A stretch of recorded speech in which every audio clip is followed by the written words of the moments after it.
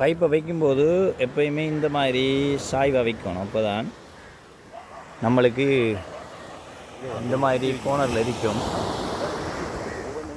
இந்த மாதிரி வந்து நம்மளோட வேலைகளை செய்ய ஈஸியாக இருக்கும், இலகுவாக இருக்கும். இன்றைக்கு முக்கியமே கடலில் வந்து மீன்கள் ஆக்டிவாக காணலை. ஆனால் நம்ம வந்ததுக்கு ஏதாவது மீனோட போகணுமெண்டா நம்ம வந்து அதுக்குரிய ப்ரிப்பரேஷனோட வரணும், ஆயத்தங்களோட வரணும். இப்போ இதுக்கு நான் ஒரு ஏண்டா இறை மீன் தேடினேன், இறை மீன் கிடைக்கல, இறால் கொஞ்சம் கிடைச்சிருக்கு. இப்போ இறாலை போட்டு நம்ம ட்ரை பண்ணி பார்ப்போம் கொஞ்சம் நேரம். எல்லாம் முயற்சி தான். எல்லா நேரங்களும் நமக்கு மீன்படும் என்று சொல்ல முடியாது. ஆனால் நம்ம முயற்சி செய்யாமல் போகக்கூடாது.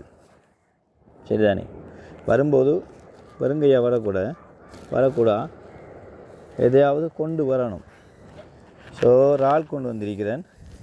இந்த இறாலை போட்டு ஒரு ட்ரை ஒன்று பண்ணி பார்ப்போம். இறாலை கட் பண்ணுறது இப்படி தான், சின்ன கட் பண்ணுவோம். கட் பண்ணி நம்ம வந்து ட்ரை பண்ணி பார்ப்போம். இதான் இறாலுக்கு விசேஷமாக அநேகமாக வந்து மீன்கள் கூட படும். ஆனால் இறால் விலை கூட. ட்ரை பண்ணுவோம். இதை வந்து நாம் குத்துவோம். இறால்களில் இன்றைக்கி ட்ரை பண்ண போகிறோம். படுதாண்டு பார்ப்போம்.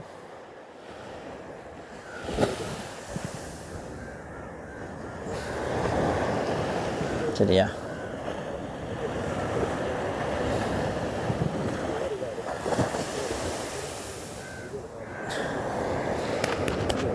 மீன் தட்டுமண்டா தொடர்ந்து நாம் இந்த இறால் ட்ரை பண்ணலாம். சரியா? இப்போ வந்து இறைக்கு அடிக்கும்போது ஃபஸ்ட்டுக்கு மேல் அடித்து பார்க்கணும். சூறை மீன் பட்டால் தொடர்ந்து அதே இடத்துல அடிக்கணும். இப்போ கல்லண்டபடியாக கொஞ்சம் தூக்கி வச்சு கொள்ளணும். இதை வந்து நிலத்தில் கீழே விடக்கூடாது. இந்த ஏரியா கல் இறுக்கி அடிக்குது. அப்போ மீன் நிற்கிது, அடிக்குது மீன் இப்படி. அதாவது இறைக்கு அடிக்கும்போது அடிச்சுட்டு மீன் அங்கே தட்டும்போது நம்ம ஒரு ஹுக்கப் பண்ணணும்.